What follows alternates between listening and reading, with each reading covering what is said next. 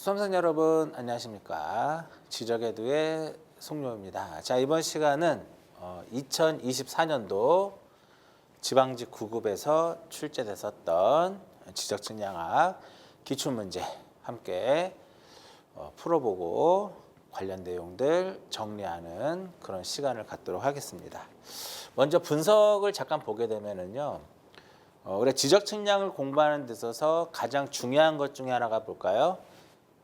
그렇죠. 지적측량 관련 규정에 대해서 여러분들이 꼼꼼하게 체크를 해야 된다는 거죠.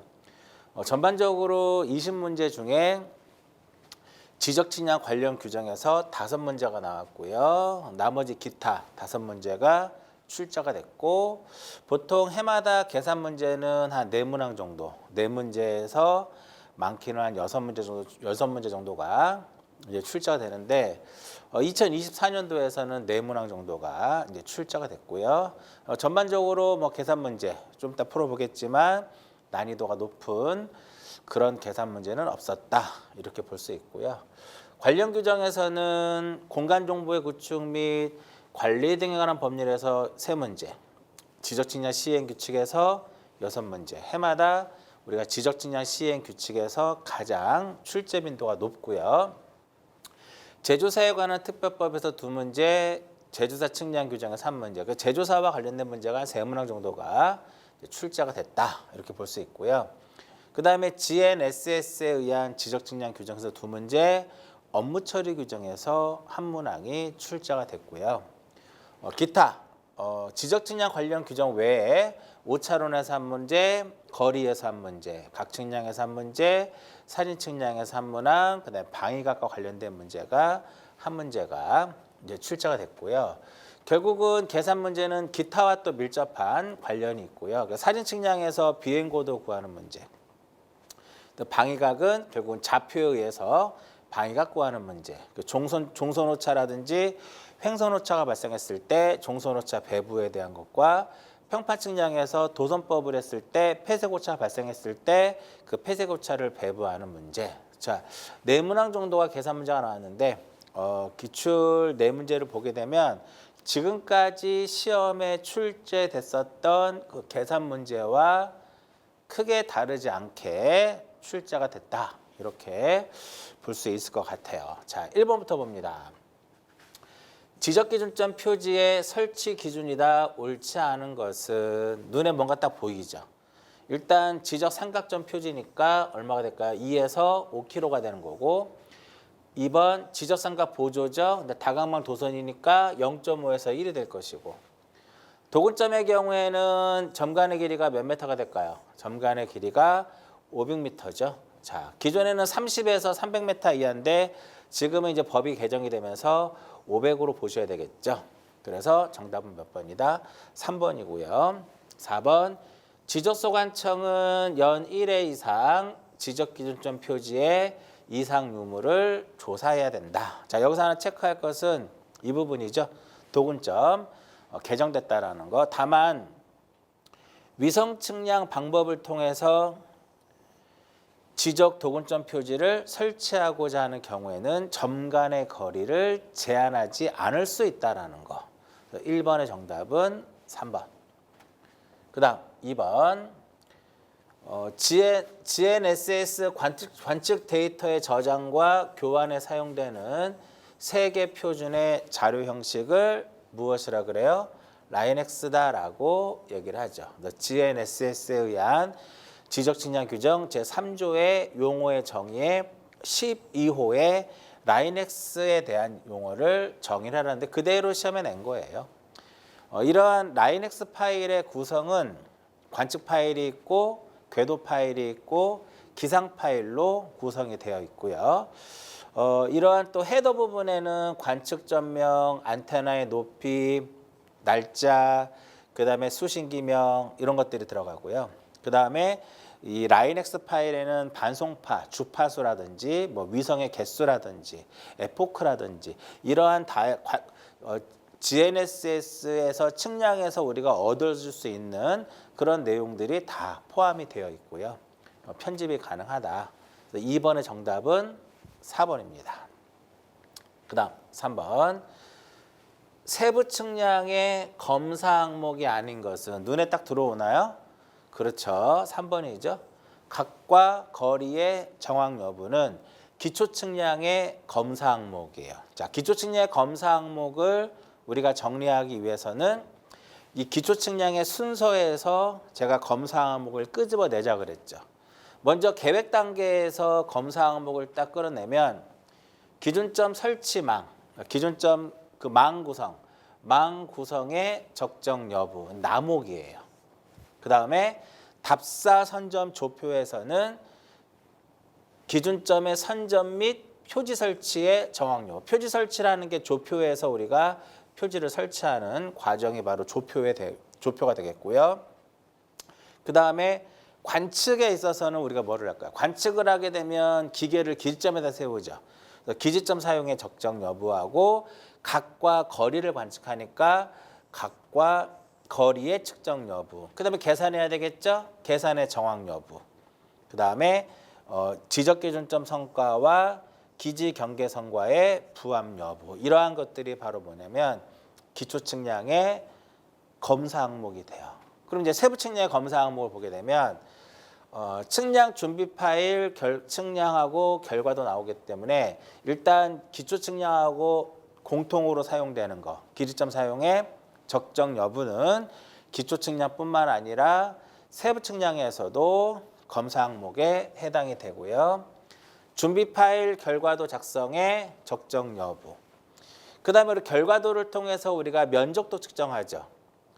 그래서 일단 경계점 간의 계산거리와 실측거리와의 부합 여부, 면적 측정의 정확 여부, 그 다음에 기지점과 지상경계와의 부합 여부, 근데 마지막으로 하나가 관계법령, 분할 제한 등의 저총 여부, 이러한 것들이 바로 세부 측량을 했을 때의 검사 항목이에요.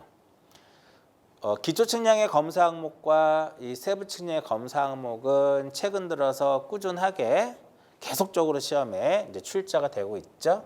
그래서 이러한 문제들은 문제를 딱 보는 순간에 3번은 기초 측량의 검사 항목이구나라고 찍고 가야 되는 거죠. 4번 경계점 좌표 등록부의 등록사항이 아닌 것은 이게 1초 컷이죠. 소유자는 어디에? 소유자는 대장에 등록이 됩니다. 그 답이 몇 번이다? 정답은 1번이 되는데 요거 한번 볼까요? 이게 토지대장이죠. 토지대장에는 이렇게 면적은 토지대장에만, 사유도 마찬가지고요. 그 다음에 등급이라든지 개별 공시지가도 토지대장에만 등록이 되고요.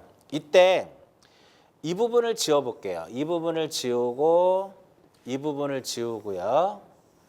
그 다음에 여기도 지우는 거야. 이쪽도 지우고 이쪽도 지웁니다. 그렇게 해서 나온 게 바로 뭐냐면은 경계점 좌표 등록부예요. 그 대신에 경계점 좌표 등록부에는 부호와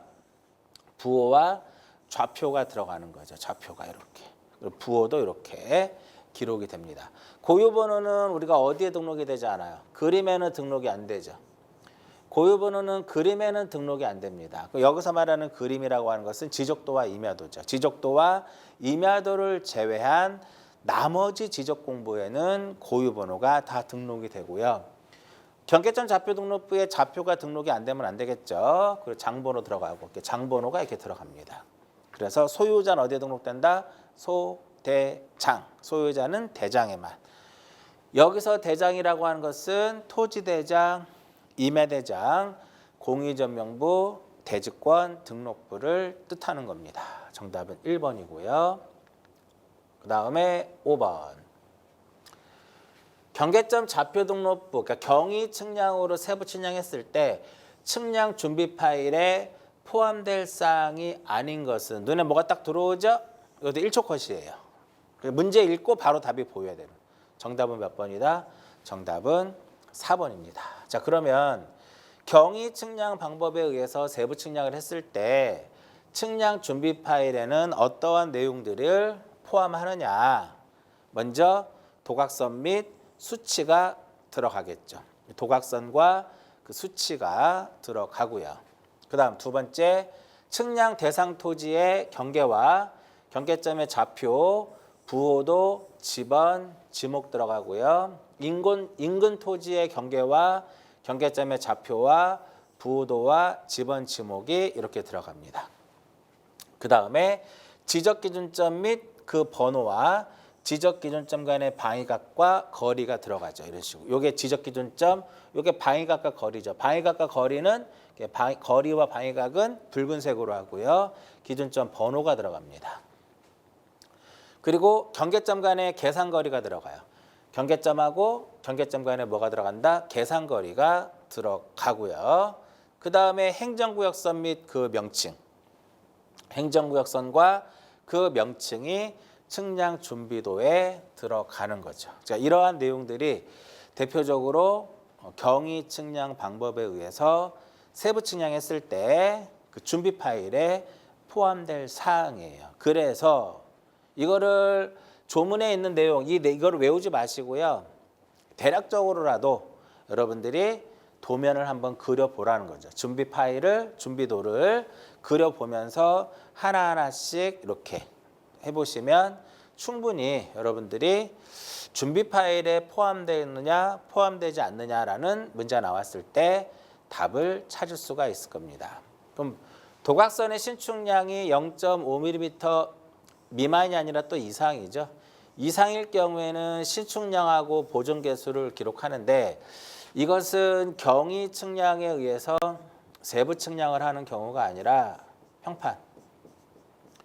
평판 측량에 의해서 세부 측량을 했을 때 그 준비 파일에 기록하는 사항이죠. 따라서 5번의 정답은 4번입니다. 6번. GNSS에 의한 지적측량 규정상 단일 또는 다중을 했다. 관측 방법을 달리하여 실시하는 경우가 아닌 것은 이겁니다. 자, 이동 측량이니까 고도각이 15도 이상이고 5개죠. 얘는 달리할 이유가 없는 거네요. 정답은 1번이다. 그러니까 이것도 마찬가지로 보는 순간에 정답을 1번을 찍고 다음 문제로 그냥 가는 거예요. 그리고 항상 이거 기억나시나요? 3, 5, 5. 자, 이거 한번 볼까요? 자, GNSS에 의한 지적측량 규정 8조의 이동 측량은 이동 측량과 관련된 내용들을 기준들을 쭉 규정을 하고 있는데요. 자, 측량 방법을 달리해라 이렇게 나오죠. 달리하는 경우는 초기화 3의 3분, 보정 정보의 송수신이 불안정한 경우, 그 다음에 보정 정보의 지연 시간이 5초 이상인 경우, 세션 간 측량 성과의 오차가 5cm를 초과하는 경우. 그럼 어떻게 외운다? 3, 요 초 아니에요. 분이에요. 3, 5, 5 이거 생각하시고요. 자, 그 다음에 여기 뭐라고 써있냐면 2항 1호부터 4호까지의 조건을 만족하지 못한 경우, 그게 바로 이 부분이죠. 요 3, 5 기억하시고요. 자, 1호부터 4호까지의 조건이 바로 이겁니다. 1호 초기화. 그죠? 요게 초기화 작업을 완료할 것. 그다음에 2호 신호 보정 정보를 안정적으로 수신할 수 없을 때. 그다음에 3호 고도각 몇 도? 15도 이상. 그다음에 위성수 몇 개? 5개.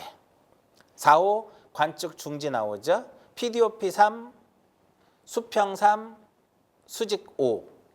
수평 3cm, 수직 5cm. 그래서 여기서는 보통 3, 5하고 또 밀접한 관련이 있더라 이겁니다. 그 다음에 1회, 2회의 관측치가 제5항, 4호의 오차, 이게 5cm 이내예요.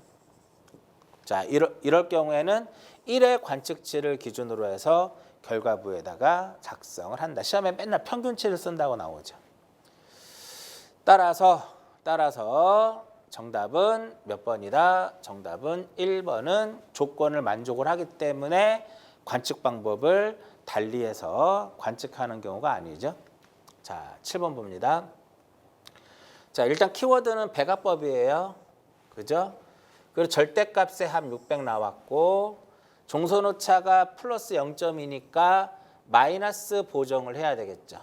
마이너스 보정을 해야 되기 때문에 일단 3번하고 4번은 답이 될 수 없고 종선차가 60이에요. 그럼 600일 때 0.2니까 60이면은 어느 정도 할까요? 600일 때 0.2니까 60이면은 뭐 0.02 정도? 0.02 정도 나오겠네요. 볼 것도 없이 답은 2번인 것 같은데 한번 볼까요?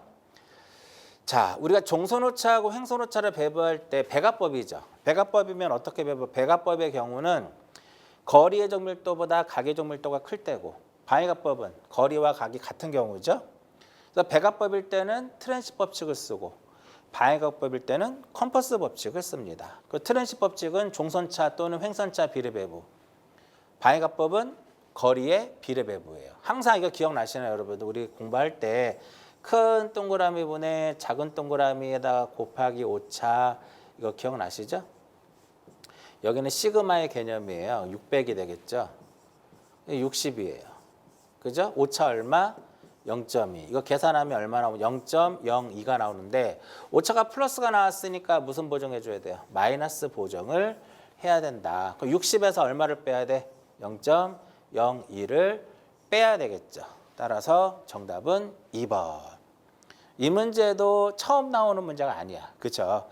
처음 나오는 문제가 아니라 지금까지 엄청 시험에 많이 나왔던 문제죠. 그렇기 때문에 이 문제도 푸는데 한 10초? 10초 정도면 충분히 풀 수 있죠. 3개 주어졌잖아요. 3개. 3개 주어졌으니까 빨리 푸는 방법. 보정량 구하는 거. 보정량을 구해서 이제 종선차에 대한 보정 종선차를 구해서 3개가 주어졌으니까 오차는 위로 올라가고요. 큰 거 밑으로 내려가고 작은 거 위로 올라가면 이 보정에 대한 부호만 잘 체크해서 보시면 충분히 여러분들이 10초 안에 답을 찾을 수가 있습니다. 7번의 정답은 2번. 그 다음 8번. 도근점 성과표를 지적 도근점 성과표를 관리할 때 성과표에 기록 관리하는 게 아닌 거 뭐 생각하시면 돼요? 니은. 여기에 되는 것이 좌우선 수차. 시준점의 명칭, 방위각과 거리 이렇게 되는 거죠. 이것도 문제 한 3초 컷입니다. 문제 딱 보는 순간에 니은 생각하는 니은 생각하면 아 정답은 3번이구나. 즉 좌우선 수차는 지적 삼각점 성과표에 기록 관리하는 사항이에요. 여기서 하나 체크 한번 할게요. 자, 최근 들어서 지적 측량 시행 규칙에서 개정 사항이 있어요. 먼저 설치 기간이 삭제가 됐고요. 그 다음에 근경 사진이 들어간다라는 게 새롭게 추가가 된 겁니다. 그리고 소재지와 설치 및 재설치 연월일, 측량 연월일이 아니라 그래서 이때 위치의 약도는 원경 사진 또는 항공 사진으로 대체할 수 있고요. 그 다음에 이러한 것들이 새롭게 추가된 것이다. 새롭게. 그리고 옛날에는 도면 번호라고 했죠. 근데 지금은 지적도, 임야도의 번호라고 하고 설치기간 삭제 꼭 기억합니다. 근데 이렇게 보지 마시고 그림을 그리라고 그랬어요. 그렇죠? 도근점 번호 들어가고 등급 1등이냐 2등이냐 가나 다냐 기억 니은 디귿이냐 표지의 재질 들어가죠. 그리고 소재 들어가고 설치 및 측량 연월일, 그다음에 좌표, 지적도, 임야도, 번호, 경도와 경위도, 표고. 요 경도와 경위도와 표고는 필요시에만 기록 관리하도록 되어 있고요. 그죠? 그다음에 직각좌표 원점형 들어가고 약도 들어간다 그랬죠. 약도는 원경 사진 또는 항공 사진으로 대체할 수 있고요.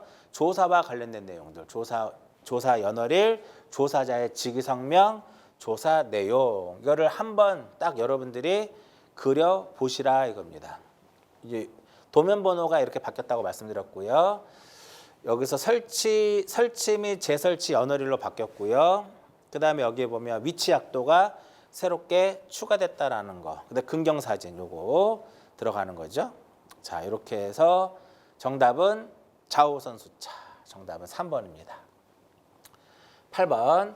도시개발 사업 등의 토지개발 사업이 끝나면 토지의 표시사항을 새로이 확정하게 되죠. 그때 실시하는 측량을 우리는 무엇이라 한다?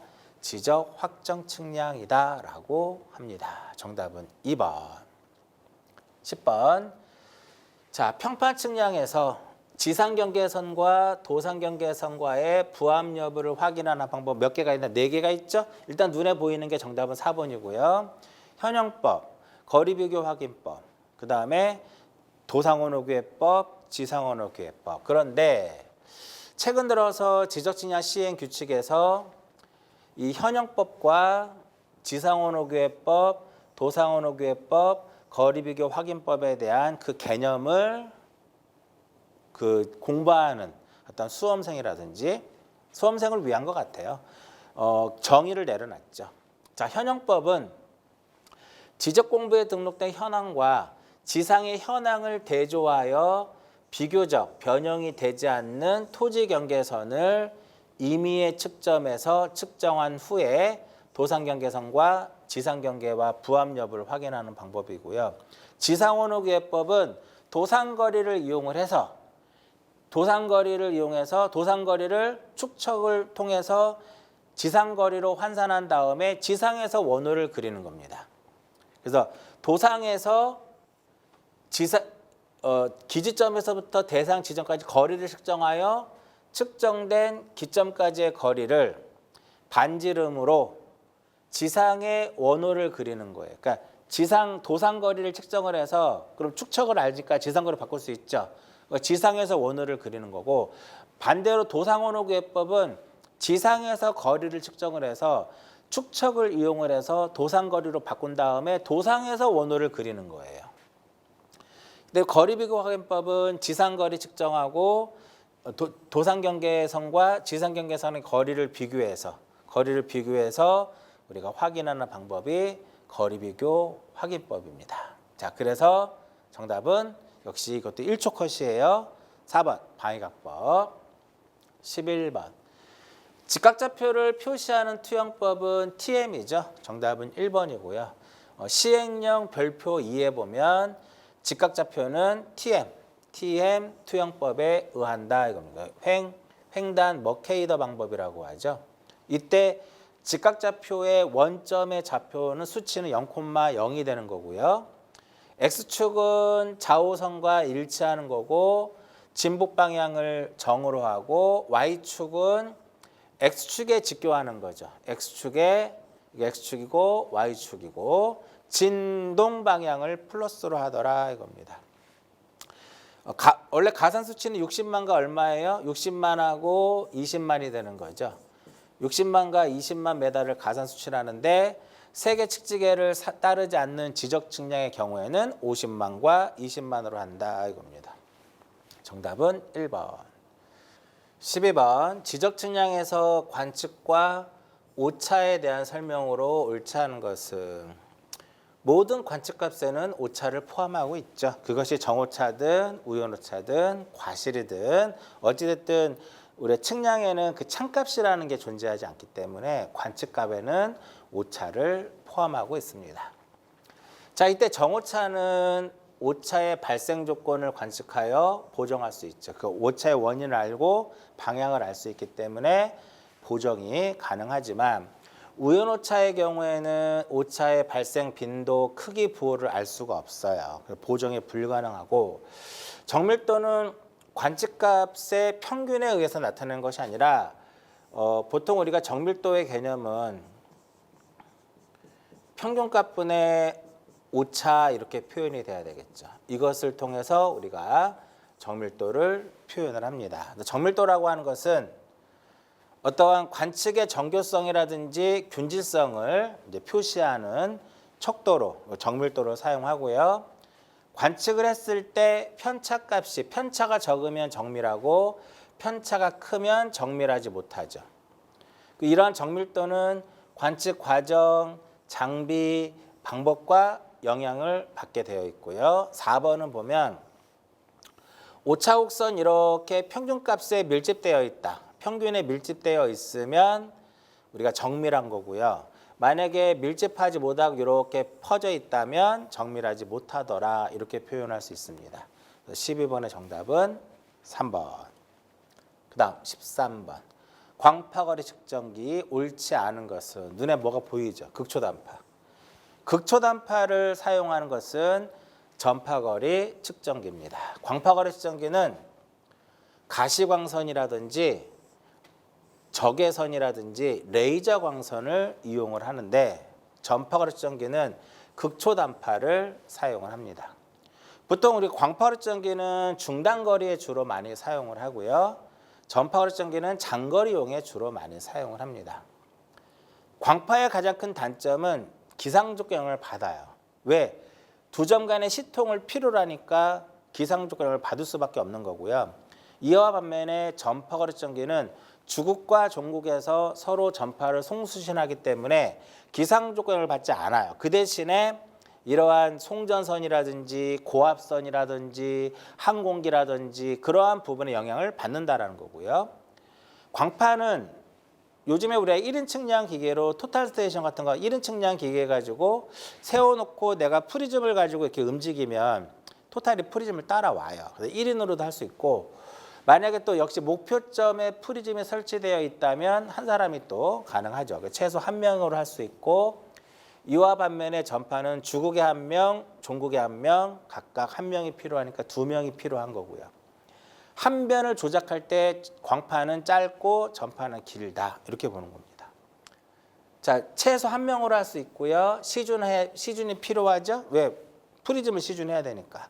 그래야 우리가 거리도 측정할 수 있고 각도 측정할 수 있는 겁니다. 그러니까 프리즘을 시준해야만 기계로부터 거기까지의 경사거리를 측정하고 또 연직각을 측정하기 때문에 수평거리가 계산이 되고 그로 인해서 자동적으로 좌표를 또 계산해서 그 저장하도록 되어 있죠.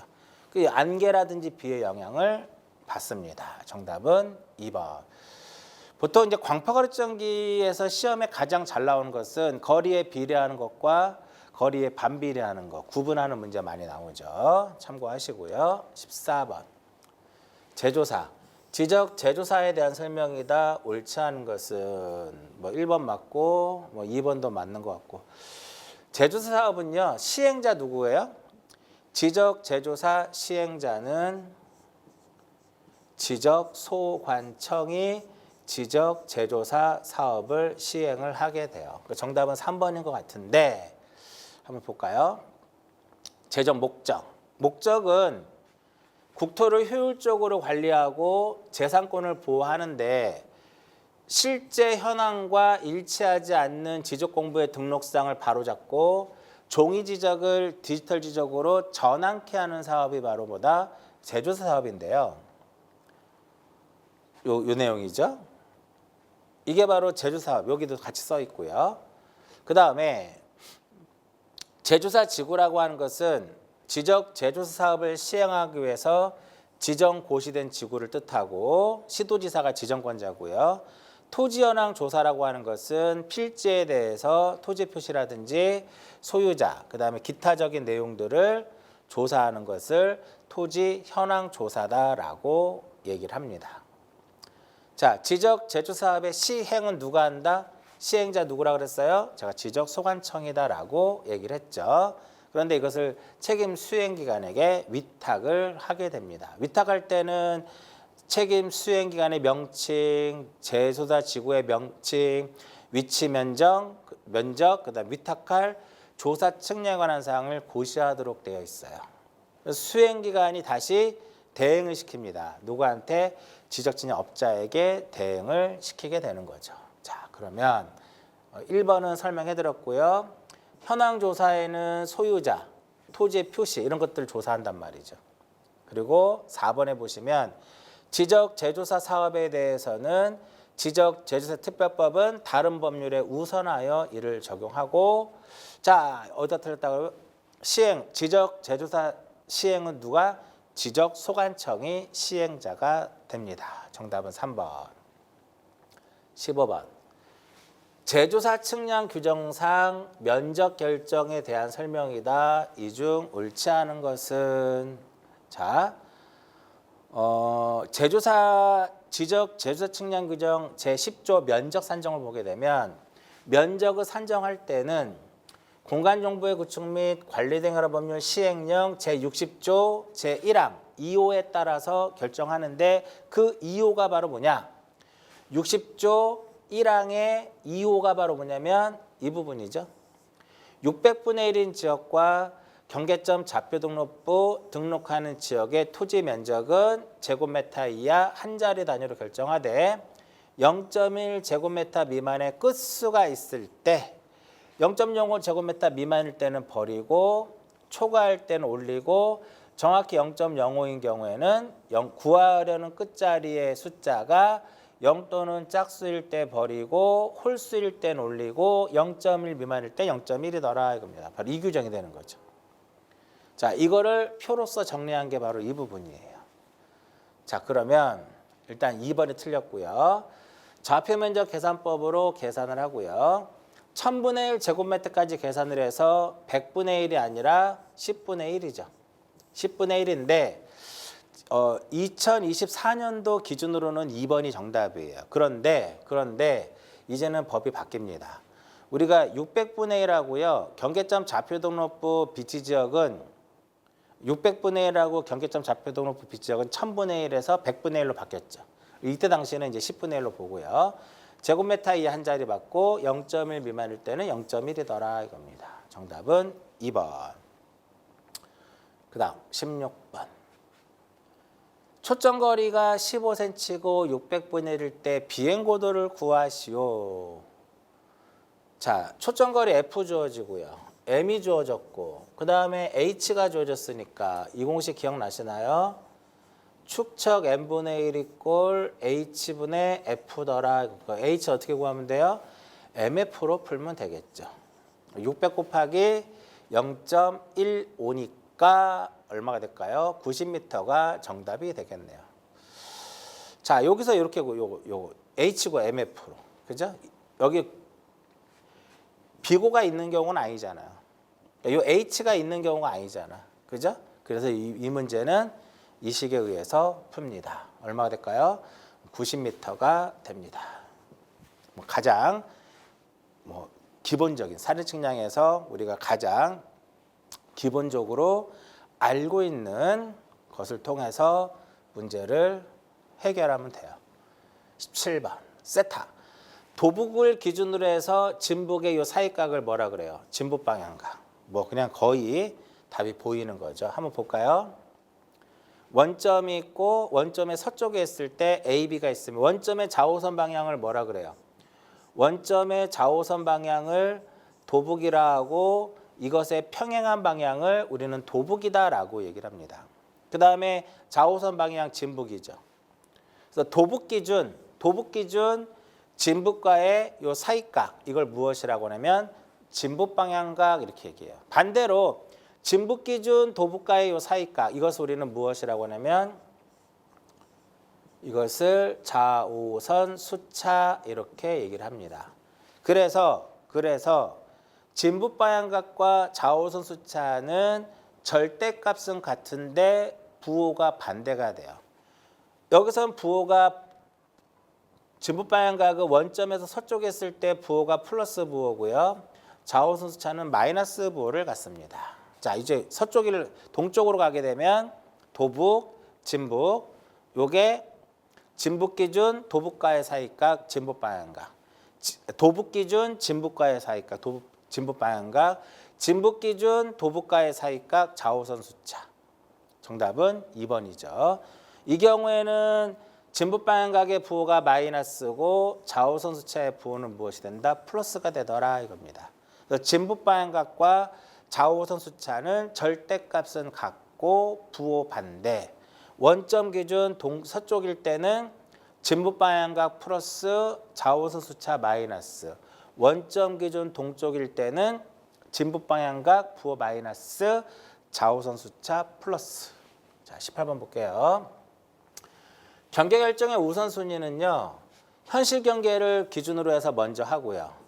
그 다음에 다툼이 있을 때는 조사한 것을 하고 그 다음에 관습에 의해서 하게 됩니다. 그 정답은 정답은 4번이 되겠네요. 자, 지적 제조사에 관한 특법법 제14조 경계 설정의 기준을 보면은 이 순서에 의해서 합니다. 다툼이 없을 경우에는 점유관계. 이게 첫 번째예요. 만약에 다툼이 있을 경우에는 측량 기록을 조사한 경계. 이것도 안 되면 세 번째 관습에 의한 경우. 예외는 토지 소유자들이 합의했을 때는 그 합의 경계로 할 수 있습니다. 정답 설명해 드렸고요. 그 다음 19번 도선법이고요. 9변입니다. 폐쇄 고차가 0.9가 나왔어요. 그랬을 때 오차의 처리를 위한 기준과 그러니까 3분의 루트 n을 물어본 거고요. 그 다음에 네 번째 변에 얼마만큼의 오차를 배부할 것이냐. 자, 지적측량 시행규칙 제18조 세부 측량의 기준 및 방법에 보면 도선법을 했을 때 4호에 보면 3분의 루트 n이에요. 그러면 3분의 루트 n이니까 3분의 루트 9가 들어가는 거죠. 1mm가 되는 겁니다. 1mm가 되니까 1번 아니면 2번이 되겠고요. 0.9인데 어떻게 0.9를 배부를 해? 그 답은 1번일 수밖에 없다. 이렇게 보는 거고요. 자, 그러면 요게 3분의 루트 n일 때 허용 범위 이내일 때는 어떻게 한다?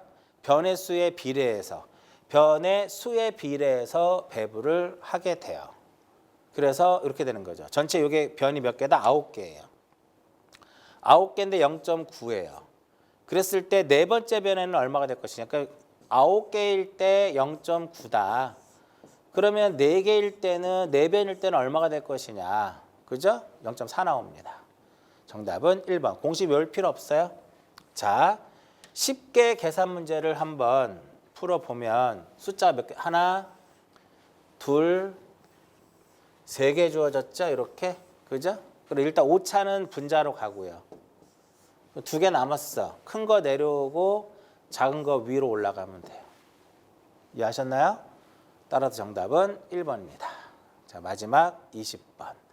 AB의 방위각을 구하시오. A점에 좌표 주어지고 B점에 좌표 주어지면 자, 그림 한번 그려볼까요? A점의 좌표가 20만, 10만이고 B점의 좌표가 20만, 1000, 9만 9천이에요. 그럼 몇 상한에 속해요? 4상한이죠? 답은 4번입니다. 이때 여기 45도가 나와요. 그럼 AB 방위각은 몇 도다? 315도가 되는데 보통 우리가 이렇게 구하잖아요. 탄젠트 세타는 xb-xa분의 yb-ya다. 여기서 우리가 세타를 구하게 되면 아크탄젠트 해가지고 아크탄젠트 xb-xa분의 yb- 무엇이 되냐면 ya가 되는 거죠. 이렇게 되는 거예요. 이렇게. 부호 뭐가 돼요? 부호 플러스죠. 얘는 부호가 뭐가 돼요? 마이너스죠. 그럼 여기는 플러스 1000이고 밑에는 플러스 1000이고 위에는 마이너스 1000이란 말이야. 그럼 탄젠트 세타가 1이야. 탄젠트 세타 이꼴 1이더라. 그러면 세타는 몇 도가 돼요? 세타는 45도가 되는 거죠. 이 값이 45도가 되는 거야. 근데 종선차의 부호가 플러스고 종선차의 부호가 플러스고 횡선차의 부호가 마이너스니까 결국 몇 상한에 해당되는 것이다? 4상한에 해당이 되기 때문에 VAB는 360도 마이너스 45도에서 315도가 이렇게 나오는 겁니다. 공무원 시험의 특성상 이렇게밖에 답이 될 수가 없어요. 45도, 135도, 225도, 315도 이렇게 나오는데 이런 거 딱 나오면 고민하지 마시고 그림을 그리시면 돼요. 그러면 3상한에 해당되는 3번이 될 수도 있지만 3번은 이게 50도가 돼야 되거든요. 여러분들 실력으로는 50도를 구할 수가 없어, 손으로는. 그렇기 때문에 그냥 4번을 써도 절대 틀리지 않는다. 이렇게 봅니다. 자, 여기까지 2024년도 지방직 지적측량화 기출문제를 쭉 봤는데 20문제인데 한 5분 정도면 다 풀 수 있을 것 같아요. 전반적으로 봤을 때. 왜 특별하게 기존의 어떠한 기출문제와 크게 다르지 않았고요. 난이도 높은 계산 문제도 존재하지 않았고 대부분 쉽게 문제를 풀 수 있을 정도의 어떤 난이도로 출제가 됐었고요. 킬러 문제는 없었다. 이렇게 보여집니다. 최근 들어서 이제 지자체 공무원 커트라인이 높아지고 인원을 또 적게 뽑아서 높아지는 경우도 있지만 대체적으로 그 공무원을 준비하시는 수험생들의 공통 과목에서 실력이 향상이 됐기 때문에 커트라인이 높아지고 있어요. 그래서 보다 전공에서도 훨씬 기존에는 전공에서 한 80에서 85점 정도를 목표로 했다면 지금은 100점을 목표로 해서 전공 과목을 공부를 해야 된다. 이렇게 또 말씀을 드리고요. 자, 이번 시간은 여기까지 하고 마무리 짓도록 하겠습니다.